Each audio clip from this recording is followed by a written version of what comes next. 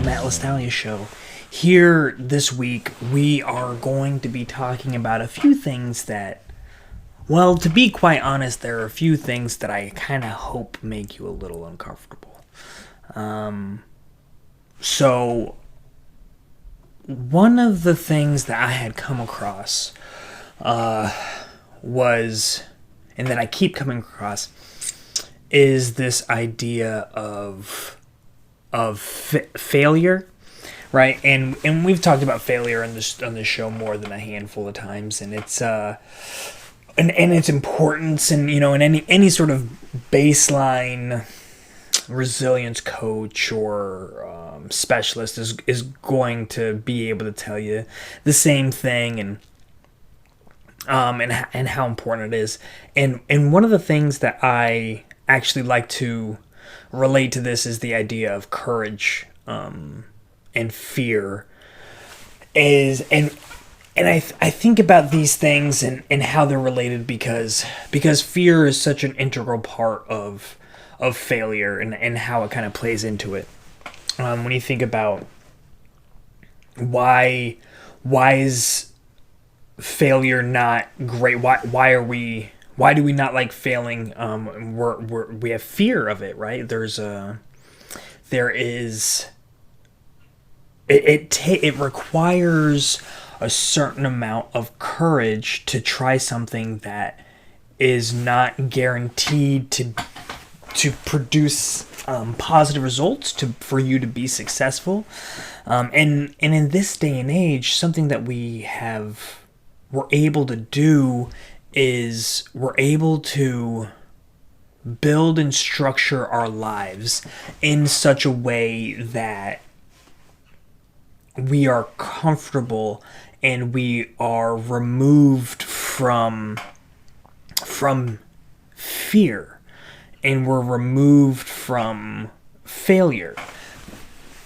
When we're young, we try to build, and I know when I was a kid growing up, I was put into situations where failure was not only a possibility and not only a probability, but it was an inevitability. When you think about sports, specifically when it comes to this, you think about, like, you're not going to play any sport. You're not going to compete against anybody else in an obvious kind of outward competition over and over and over again and be successful every single time. It's just not going to happen. So it requires courage, right? And you can't. And that's one of the beautiful things, is that you cannot have courage. You cannot be courageous if fear doesn't exist. Like if it's easy to do, or if it doesn't induce a sense of fear, if there's not the potential for failure or for misfortune, then it doesn't require courage. It's just they don't work without each other. It's this very symbiotic relationship, and it's actually, I see a similar relationship between winning and losing, or failing and winning. And when I think about it in the sense that people tend to avoid things as you progress through life, and as you get to a place where you're pretty decent at something, it's not uncommon for us to avoid doing things that we're not great at, because it will very likely result in a failure. And we're so used to those wins. We're so used to going to work and we're good at work, and we're successful and we've done great things. And so we show up and we are able to perform in a way that's at a higher level, but branching ourselves out of the normal capacity in what we do.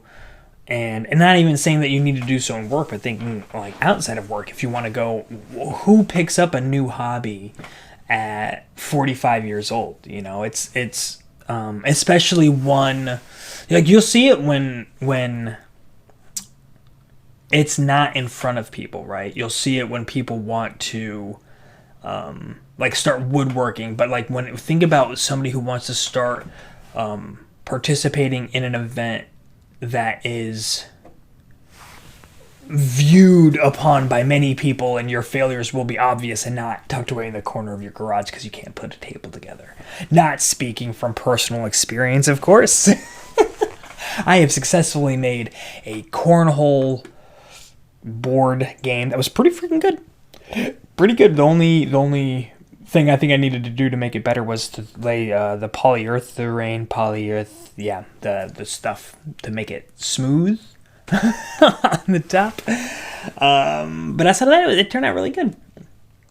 But yeah, so that's a kind of thing it's fun and it's good, and you actually see a fair amount of people kind of picking up stuff like that, because it's nice to get good at working at something with your hands, and it feels good to create something with your hands, especially from essentially nothing or from a bunch of raw materials. But the point that I wanted to get to is that, not attempting these things, not attempting woodwork, and not attempting to play a sport, and not attempting to get in front of a group of people to convey your ideas, but not doing those things, and thus not doing them poorly, does not make you great, right? There's a key distinction there. Not failing does not equal winning. And so I wanted to kind of dive into this. I know that we've talked about it before, and we've talked about this, and so if you're listening, if you're a long-time listener of this show, you're probably listening right now like, yeah, man, we've talked about this, I get it. And it's, when I bring stuff up again, it's because it really, really matters. There's an underlining kind of fundamental importance, and it's something that I see that is kind of robust in our society. And I want to make sure that for all of the new listeners that continue to come in, that you are not missing out on some of the old material as well. So I want to make sure that we kind of rehash some of the old stuff, but when we do so in a manner that is beneficial for everybody, that's brings to light new ideas. And so what I wanted to do today was to start with this concept, but to break it down a little bit, and then we'll shift from there, and you guys will see how we go. So, baseline idea, right, is failure and winning, right? And winning isn't the lack of failure, right? It's something else. And so let's start off with a really basic idea. In order to win at anything, ever, you must first play. Like, you have to show up, you have to participate. There's you can't even get a participation trophy if you don't show up. So that's like number one, and that's kind of what we just touched on, right? Is that you have to participate. Now, I want to back up. Hopefully that didn't mess things up too bad. Oh, you son of a biscuit. Now I want to back up like 1 inch from there, and I want to take some time to identify kind of what winning is, right? And so when I was kind of devising the game plan for today and what it is that I wanted to talk to you guys about, I asked myself, like, what is winning? I was like, well, let's start with a baseline. If someone were to just Google what, like, win definition, and it was very much exactly what you would think, right? It's be successful or victorious, and then, like, parenthetically after that, in a contest or conflict, right?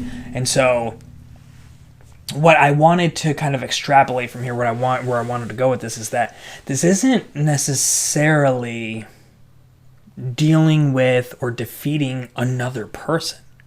I would contend that the baseline for any victory, for any real win, the first victory that has to actually happen within. And so when I think about it that way, when I wrote down my definition of winning, it was performing at a level above and beyond a certain expectation. And to me, that's winning. It's and that is the kind of winning that I would assign, the definition I would assign to that personal internal winning. And then it's also, it continues to be true as you expand out our scope to a more broad, when you start competing against other people, when you start competing in a group against other people. It continues to remain valid, but it's not necessarily wholly complete. But I think it's a really good baseline to start with inside of our minds, which is where you and I spend a lot of time, let's be honest. And so this is versus yourself, and it's you prove to yourself that you are capable of doing something that you said in your mind previously or at some point that you weren't capable of doing, or that you weren't sure that you were able to do. And so this could be all sorts of things. This could be running. This could be, I can't run 10 miles, man. I can't do that, and then you put yourself together a plan, you get yourself some motivation, and you work through and you set yourself up. And we could talk about goal setting and all that. It's not really the purpose of today. And so let's say you go through the steps, and then you do that. You run and you run and you run and you build up until you're able to run 10 miles. And that's a win, right? And it had nothing to do with anybody else. It had nothing to do with being observed. But it's, you performed at a level above and beyond the expectation that you had for yourself.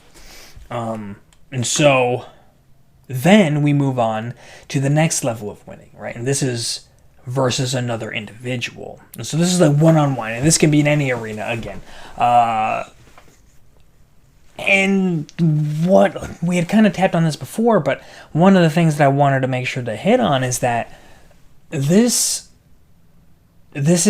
starts with you versus you, and then it adds in as a combination factor of you versus the other, right? And this, like I said, and this could be physical, so it could be sports, it could be wit, intelligence, problem solving, whatever. These are different examples of that type of competition, right? And we're just right now we're still trying to figure out what winning is, and so we're talking about winning in these different categories and competing in these different categories. And so then you have versus another team, and so now this is you in a team versus another team, another group of individuals. And again, this could be my head immediately goes to sports a lot, so I think about football and basketball and soccer. But then there's actually different types of teams, right? Where it's kind of the combination. Excuse me. It's kind of the combination of the individual and the team, where I know a popular one for this would be swimming is a great example. Michael Phelps was on a swimming team, but he performed individually. But the culmination of the team, at meets, I don't really know how it works in the Olympics. I just know that he was rocking golds for days. And so I don't know if there was a team aspect to the Olympic swimming arena or events. But I know that for me in wrestling, which is another great example, is actually it works really well here, because you can win your match, but your team can still lose against the other school that you're competing against, or the other organization. So that's just kind of a cool combination of the one and team versus, but it could be anything. This could be you have two teams in the office who are trying to pitch their idea of what we think, the course of action that we want to take next, and the boss is going to choose one, right? And so this kind of flows right into the next aspect that I wanted to talk about with this, which is the implications differ, right? Because there's winnings for winning's sake, and that's sports, right? When you think about it, there's nothing changes when you win a game, nothing tangible outside of yourself. You can look at your friends and you guys can have pride in your teammates and stuff, and you get bragging rights. And I mean, shit, if you go to the professional level, what changes when a team wins the Super Bowl? God. What changes when a team wins the Super Bowl? Nothing, right? Like, now you could say that they have, their team now has more money, they now have more clout, there's more people that they can recruit, all of these different things improve. With all this money that came in, they're able to hire better coaches, but all of this kind of goes to the same end, right? What's being produced, and it's just a chance to compete again next year, and not necessarily anything outside of itself. It's it's like self-fulfilling, and it's winning for winning's sake, and it's not to take anything away from it. It's still great. It's a great victory. It's just a matter of identifying the fact that that is one implication of a type of competition. It's not like the Super Bowl champs are coming in and sitting on the board determining the rules for the next year. You don't have or like determining law for the city, like, oh, but they're the Super Bowl champs, like they're the top athletes, and so they get to tell us that green traffic lights are now going to be blue traffic lights because they're the best at playing football. Right? And so the implications are kind of internal. Now there's winning influence. And this goes to the idea of the meetings, right?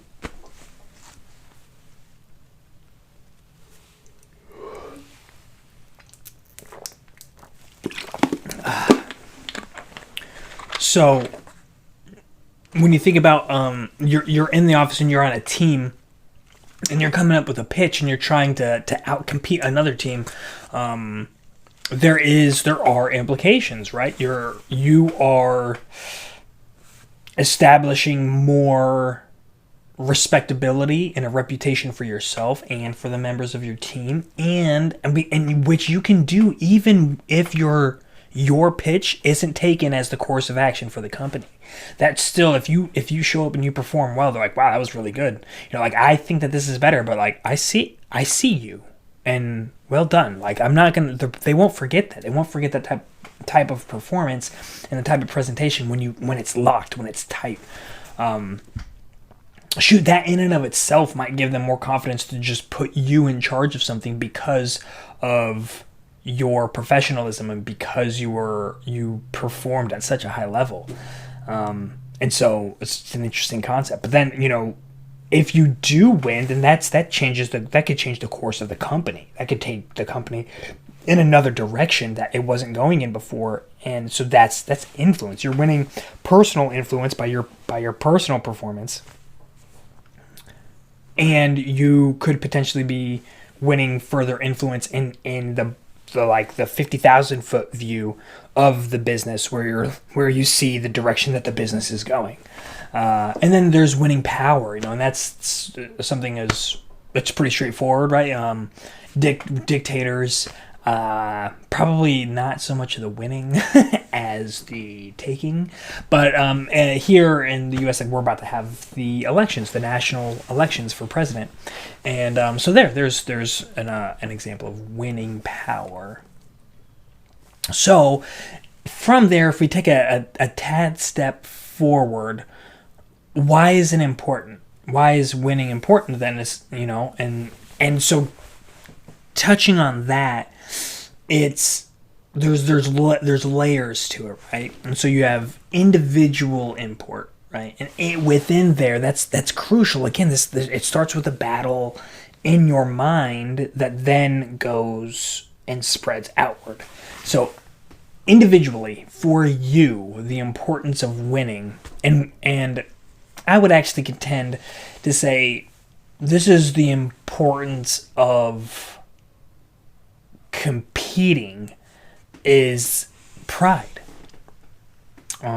Is the pride is crucial, and pride gets a bad rap because typically when we're talking about pride, it's in a negative manner where we are saying that, oh, you're too prideful, and that's just, you're braggadocious and this, that, and the other. But the thing is, any quality product that you use, any brand that you really like, exists in that manner because of pride. Right? If you really love your iPhone, you really love your Mac, those things exist at that quality level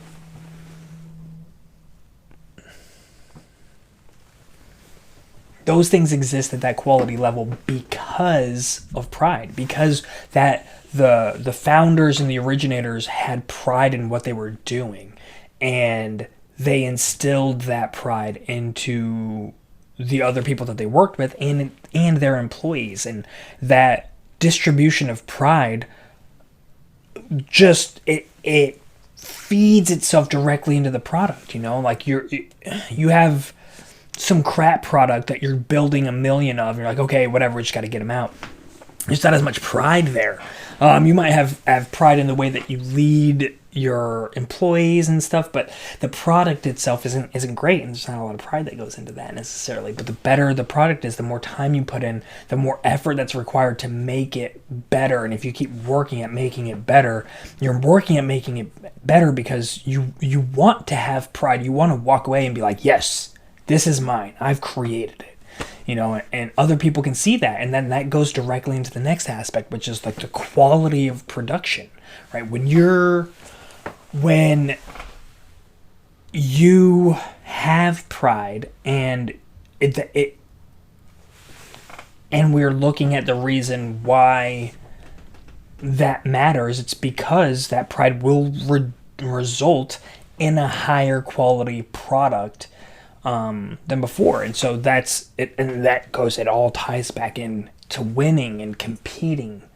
And when you win, or when you compete admirably and respectably, you make yourself more desirable on multiple aspects. As a role model, if you're competing at the highest echelons and you're doing so really well, and I think about like a boxer who goes into the ring and steps toe to toe with Tyson, and stands 12 rounds, with him toe to toe, and they're both beaten and battered. Rocky's a great example. Him and Creed, when they fought at the end of the first movie, Rocky lost, if I remember right. It was 1976, man. It was before I was born.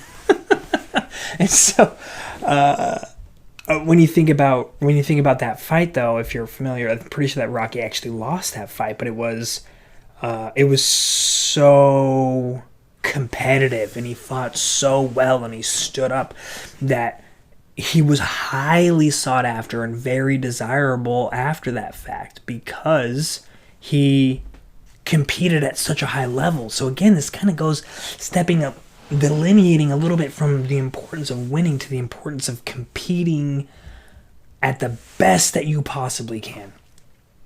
And this makes you very, it instills higher levels of pride in yourself, which results in a higher quality of production or output or performance, and makes you more desirable, which then automatically expands your sphere of influence, right?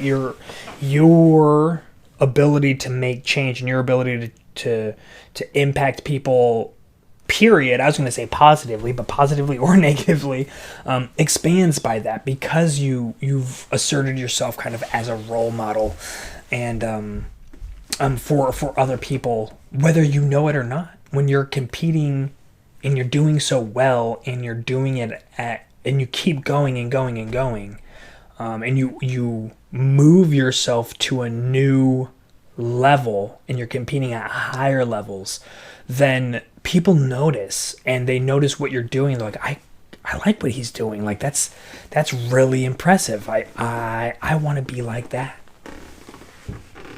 And then we expand kind of outside of the individual import, and we look at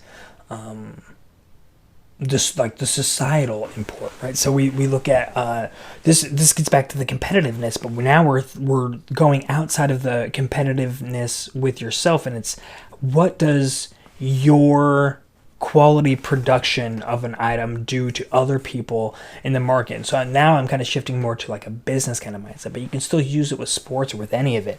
And so if you or say it's a football, if you start performing really well in your division in football or in your conference, it's going to push your other teams around you to want to compete harder because they know that rivalry is there, or they're going to play you multiple times, and so they've really got to step up against you. And if they see you doing well and they're able to knock you off, then they're going to get more reputable and be looked at a little bit differently and given a little bit more respect. It's the same thing with products. Like if I go into a marketplace and I devise a product that's better than the one that was there before, that's going to do some. That is going to create an effect on the people that were making it before I joined the market space. They're either going to not do anything, which will eventually result in most likely the dissolution of their company because they're not competing at the same level as us, or we split the market share, which is going to reduce their income, or they go back and they're like, okay, well, they came in and they're doing this. Like, how do we get better than them?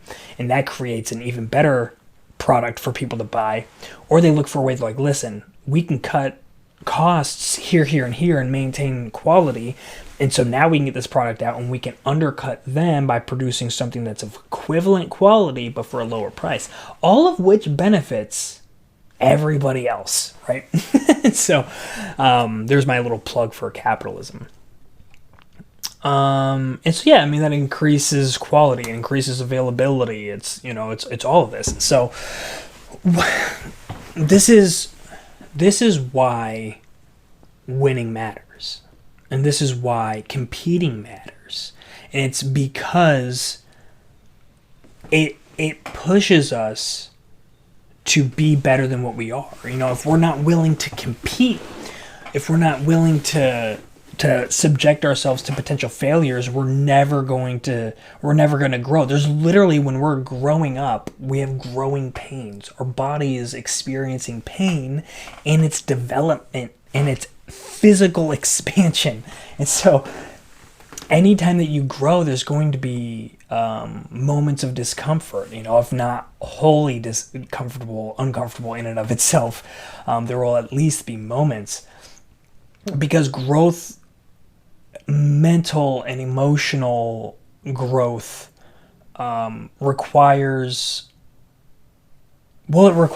you to know that you don't know everything, right? And sometimes you can enter into a situation knowing that, which makes it less painful, but you still have to confront your current beliefs with things that contradict that. And that can be painful. Other times that stuff comes up and smacks you in the face because you're operating under a premise that isn't necessarily the most accurate or the best. And that comes up, and then your growth from that is extra painful.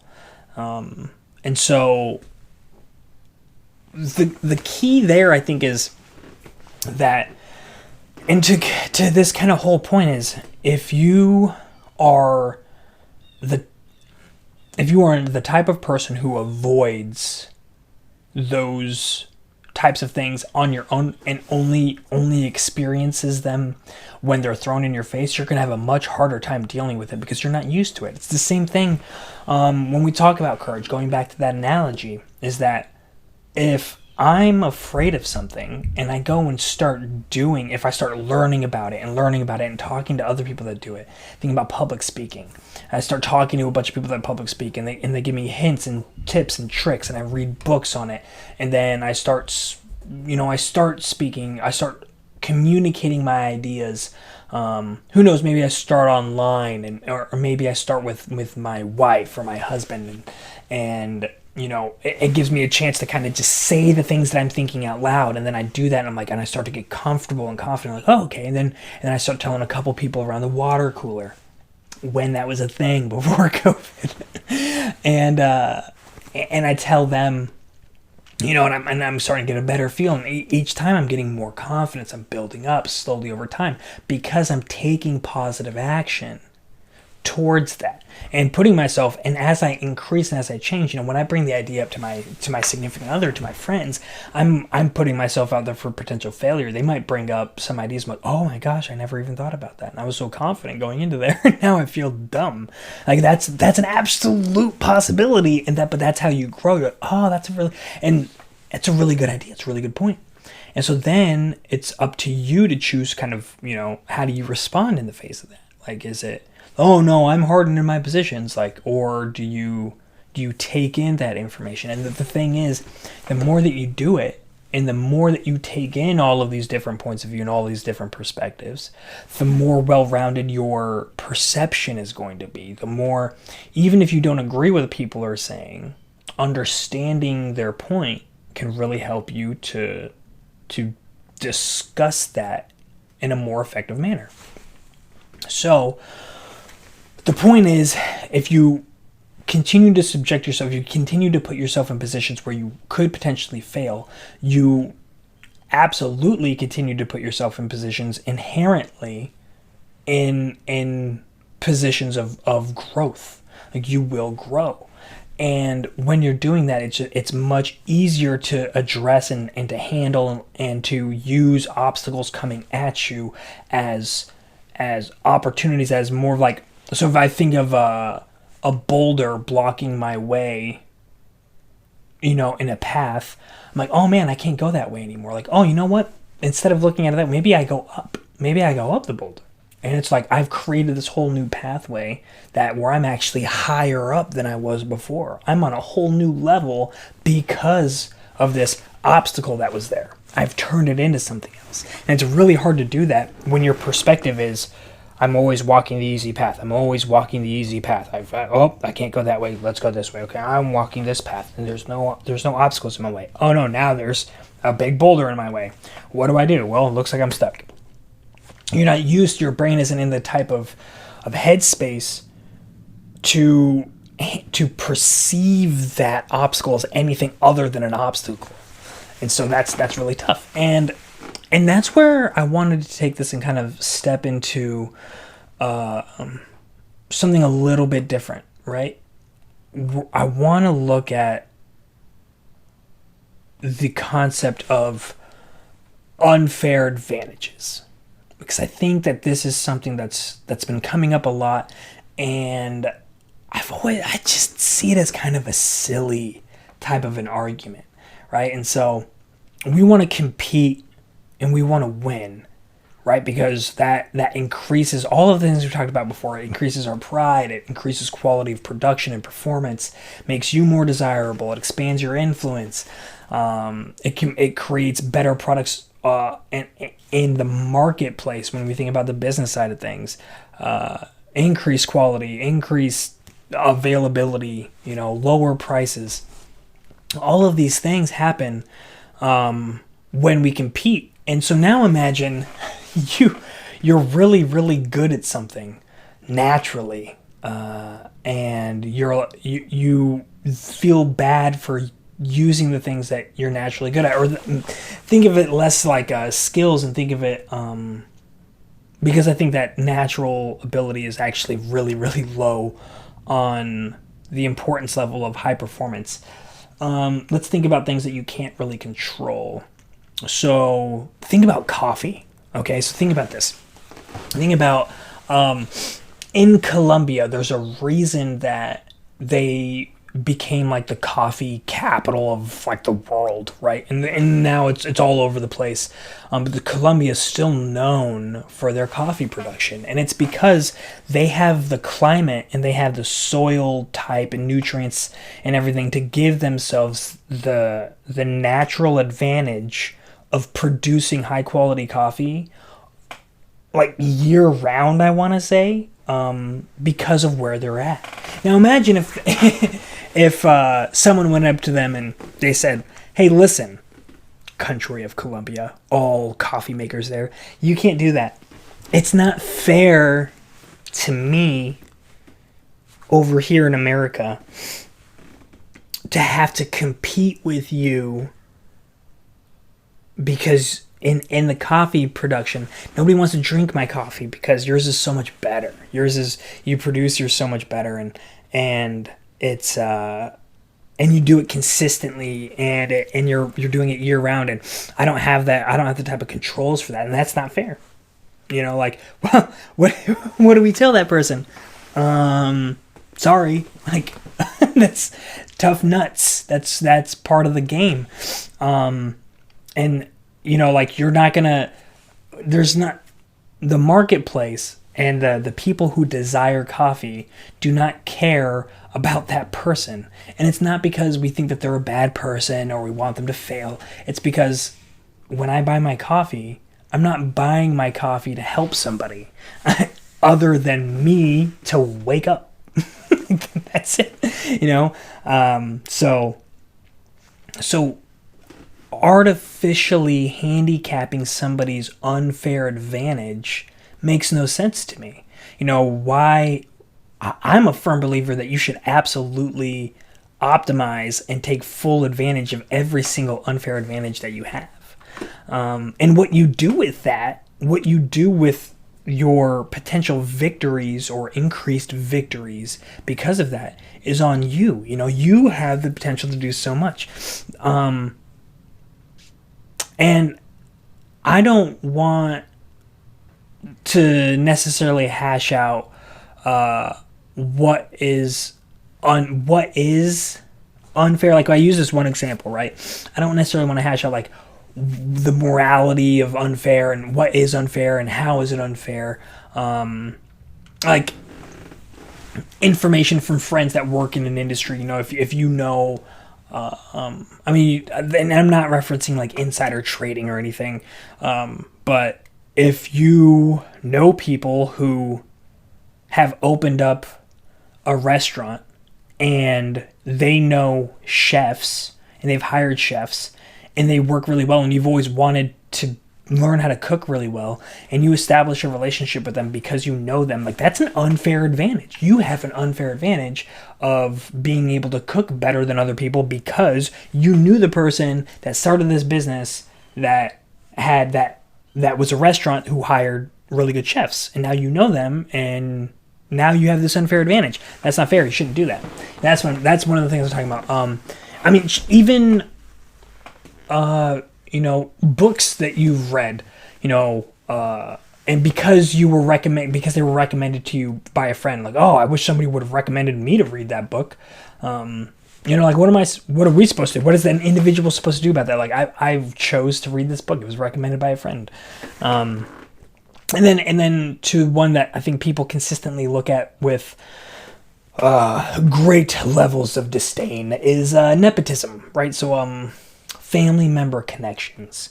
And so here's kind of my take on a lot of this, is that if you are very, very frustrated with a system that promotes people and promotes the adoption of people, or the hiring of people based on who they know, and you're not a great fan of that. You're not a great fan of any of these things. You have choices, right? You have options. One option is you could stand outside of the business with a bunch of people who have applied and were denied in like, thinking of this as from the person who has an unfair advantage, right? So I'm thinking about this from their perspective. So your uncle owns a bank, and he says, "Yeah, man, I can get you a job. You can work here. You wanna work here? Like, yeah, it's fine. Come on in." And so you have a couple of options that you could take when you have this unfair advantage. You could say, "No, Uncle Rob, I'm not going to take that job. I don't know how to do it." And he's like, "No, man, it's fine. We'll train you." He's like, "Well, that's not fair. I'm only getting it because you know me." He's like, "Yeah, because you're family and I love you and I'm going to take care of you."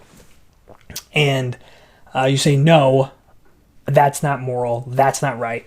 And you go stand outside with a picket sign and you're hooping and hollering from outside saying it's not fair, shut them down. it's, we're gonna go to the extreme other side, right? You don't just walk away. You rage so hard that you want to go stand on the side of what is right on the outside, to you. And so it's kind of, for me, this kind of goes back and ties into the idea of courage. I don't think that risking nothing in the action of like protesting, and this isn't anything to deal specifically with like protest, like the protests that are happening now. I'm just talking about this all goes back to the unfair advantages, right? So if you have a systemic problem, if you have a problem with the system and you view that problem as being systemically ridden, so this business has a problem with the way that they hire people, but I have an in, but I'm not going to take that because it's wrong. I'm only getting in because of my family connections. So you could go rage outside, but my question, I guess, is kind of what good is that? And is that really courageous? Like, yeah, you didn't take a position. And so that it takes courage to deny that security. But it's when you don't have a job, or when you have a job somewhere else and there's no fear of reprisal for going up and standing up to this company that you don't work for, then where is the courage here? It's not really courageous. Like, sure, it's moral, but I guess then we go from what's effective, right? Is what you're doing effective? Whose mind are you trying to change, and how are you trying to change it? Are you standing in the middle of a highway, stopping traffic to get the point across that what's going on is serious and it needs to be changed? Because when you think about that, think about all the people that you're stopping from getting to work who are trying to provide for their families, and you are the one preventing them from doing that, right? And so for me, if I'm a person who's stuck in traffic because people are blocking off the street and I'm trying to get to work to provide for my family, it's not going to bring me over to your side, man. Like, it's just not going to do it. And the thing is, like, I don't even view it as courageous because I don't see it as you risking anything. So it's not even like, one, it goes back to the idea of failing or competing admirably. You're not winning. And you're not competing admirably. Like, it's not, if you were putting something on the line, I'd be like, that's pretty admirable. That's you know what? Maybe there's something to it. But when you're just standing outside, posed as a victim, but with nothing to show for losses other than other people potentially not being hired, it makes me question. I don't necessarily see that as terribly valid. Now, another option you could take is actually taking the job, right? Choosing to assume that role, choosing to take it on, and once you're in, learning and competing and being the best that you possibly can, like really stepping into the position and looking at the person who makes the hiring decisions and say, I'm going to be better than you. I'm going to learn everything I know. I'm going to learn everything they know. And I'm going to learn everything you know. I'm going to learn all of that, and I'm going to be better than you are. And I'm going to take your job. And maybe you'll get promoted out of the position. Like, by the time that I'm eligible for it, maybe you're out of it. And guess who's making the decisions about new hires? Me. And guess how that's going to be made? In the way that I think that's moral and just. And I'm going to stand up to it. And the whole way I'm going to be telling people, like, this is what I think, this is what I believe. I'm going to stand up to them from the inside. I'm going to rage from inside of the machine while performing at a high level. Show them that I care about this, and this is something that's holding you back.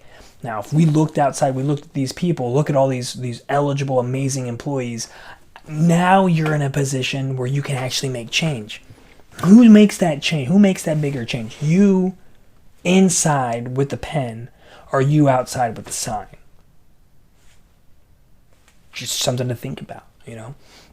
It goes back to that idea of courageousness, and it goes back to the idea of winning, and most importantly, I think more importantly than winning is competing admirably, and that's really what this all comes down to.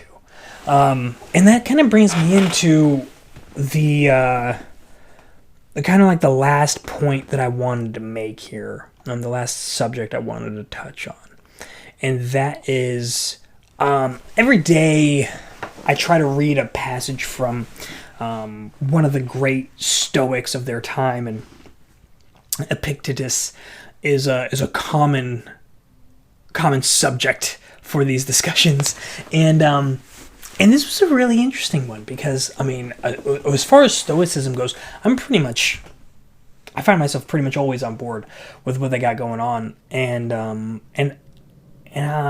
let's go into it before I tell you like my full thoughts and feelings. I don't want to muddy the waters. I'm gonna try. You know what? Because I actually had some notes written up on this that were almost certainly very subjective, very much the way that I view things.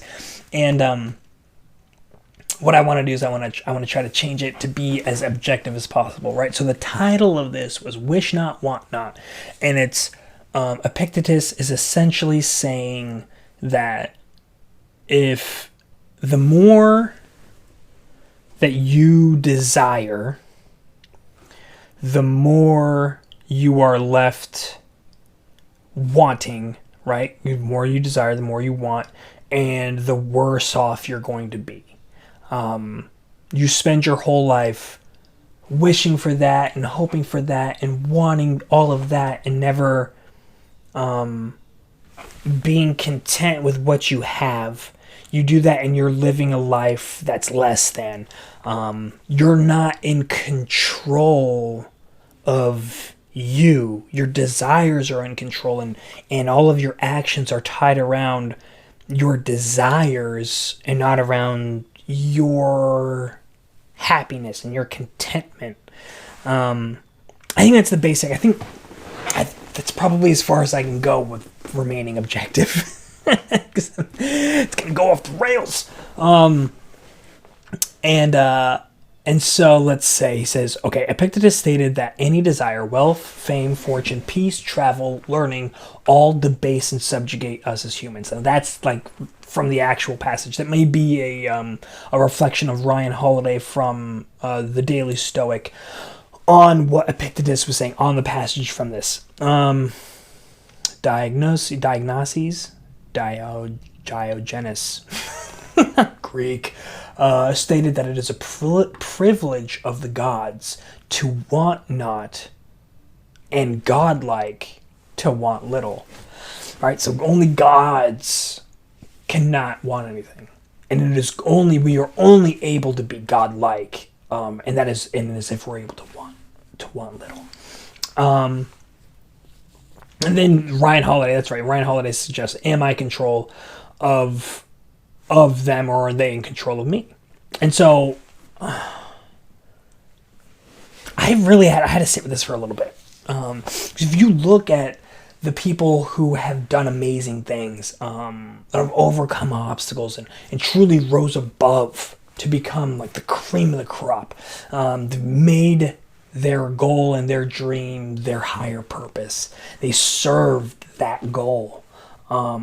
Serving that goal is exactly what Epictetus is saying debases us as humans, and what we should never do. And it's ungodly to do that.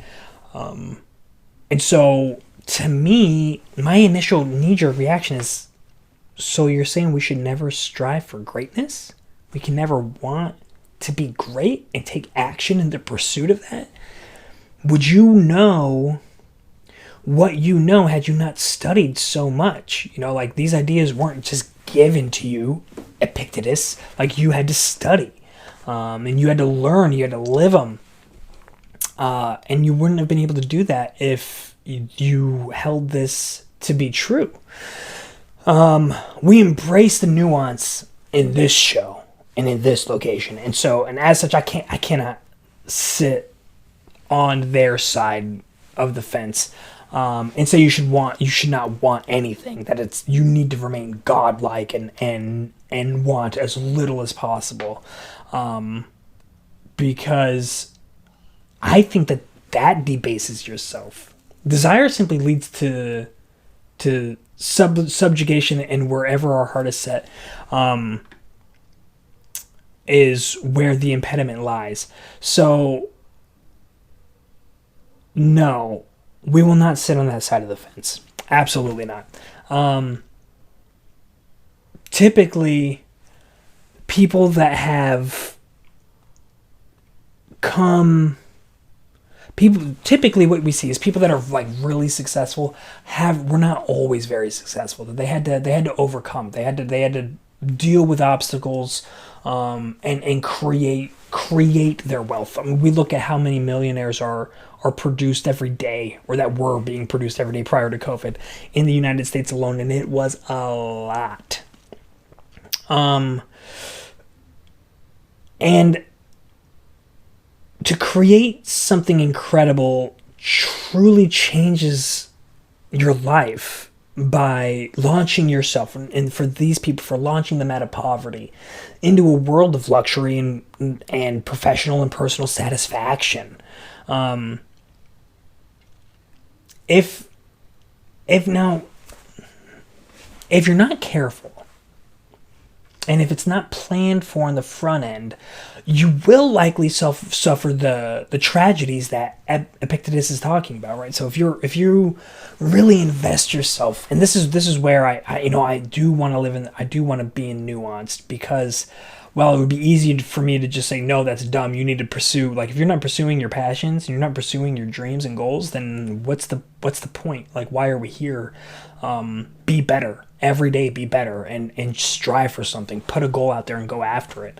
Now, if you put everything else to the side and you're laying waste to other people in the wake, and you're not respecting your relationships and your time and the love and stuff, like if you're putting your kids off to the side and your relationships off to the side, like that, you're gonna feel that later. And so if while in pursuit of these things, in heavy pursuit of these things, you're not considering that, and you're not taking action to actually get yourself to that point of success while maintaining the relationships, you're setting yourself up for failure.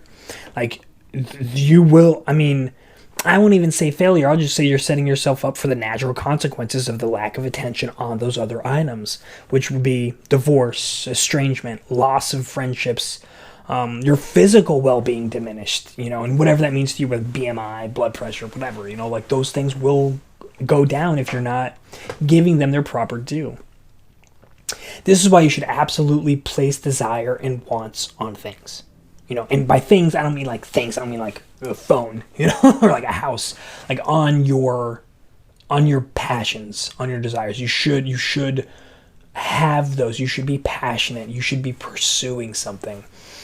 If you do not place your aim on a target, you'll never accomplish anything of note. I don't mean like for the history books. Like, we're not trying to, if you want to make history, then that can be your goal.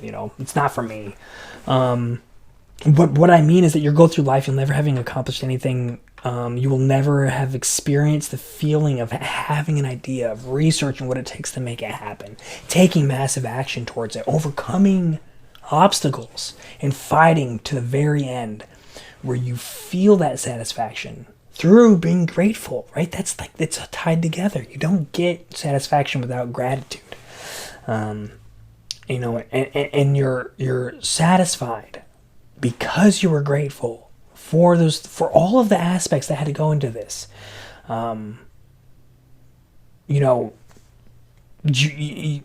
you give those things the time, when you give your spouse the time and energy during that time, they're going to give it back, and that's something that you can be grateful for. And when you're reflecting back, then you're like, oh my gosh, I'm so grateful that I made time for her, and that I made sure that she was a priority, and she felt that. And so because of that, then she gave it back to me. And I'm so grateful that I'm with a person, with a partner that would do that, that would acknowledge my goals and give me the space to do it and feed back into it and allow me to feed back into her. It's amazing. It's an amazing thing.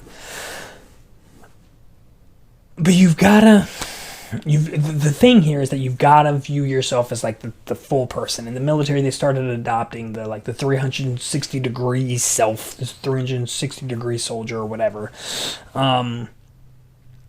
You don't want the 100 degrees of this goal to diminish the 260 degrees of the rest of your life. You're a full person with many aspects that need value, that need your value. Do you want to continue to run that business for the next 30 years? I mean, you probably want to manage, support, and take positive action towards your physical and emotional self, like starting like yesterday, right? Because that's crucial. You're not going to be able to stay in the game fighting for that long, and at a high level if you're not taking care of the 360 degree self. And the same goes with any aspect of your life that may be commanding too much of your time or attention. Like even your marriage might be commanding too much time for you, and it's not to say that you need to spend time away from your spouse. I'm just saying that like we want to work on living a life where we're not resenting people and resenting things, and so we want to make sure that we're giving things their proper time and their proper love and care and attention, and all the way across the board. So professional, physical, personal, all of these different aspects. That is what I'm saying. So work hard, bust your butt, and put your soul into it. Don't do it mindlessly. Don't put your nose to the grindstone. Like it's easier to put and honestly it is. It's easier to do that. It's easier to put your whole self into something than to plan and hold yourself accountable to be a full person. So you're actually taking advantage. Like if you're just put yourself all into one thing, like you can do that. Like, I don't care. Like I'm going to eat whatever's here, whatever's easiest. It's going to be fast food for the next 3 months. Like it's going to be awful. You're going to pay. I'm going to sleep 3 hours a night. And guess what? That one thing that you're doing, that you're putting the energy into, it's going to turn out pretty good, I bet. But everything else is going to sacrifice, right? So I ask, are you the one to step up onto the tightrope to make the walk, right? And it's hard, it's difficult. Are you going to be the one to step up and to thread the needle of not giving up what you love, but pursuing it, and not letting the important other aspects of your life fall to the wayside because you're focused on one thing? That's not threading the needle. Threading the needle and walking the tightrope, you're keeping the balance, right? That's the idea. When you're walking the tightrope, you're keeping the balance of all of the different aspects of your life. And to make it from one side to the other, you have to maintain that balance. And that means sometimes you shift a little to the right, shift a little to the left, but you maintain the balance. Not everything's always perfect. You're walking and you're stepping, and as you're stepping, your attention shifts from foot to foot. You're not moving both feet at the same time. You have to choose. You have to pay attention. Where's something going to fall? And you don't know that if you're not paying attention. And I think that's what Epictetus was getting at. And I think that's trying to bring it back full circle. I think that's why that's why the importance of that, of admirably competing, is crucial, because at the end of your life, people will respect you for walking the tightrope far more than they'll respect you for putting yourself into that 100 degrees and forgetting everything else. So compete admirably. And if you do that, I will be here for you guys, man. I'll be here for you every week. And I can't wait to see you guys again next week. Thank you so much for joining me. And I hope that you guys have a great weekend, and we'll talk soon.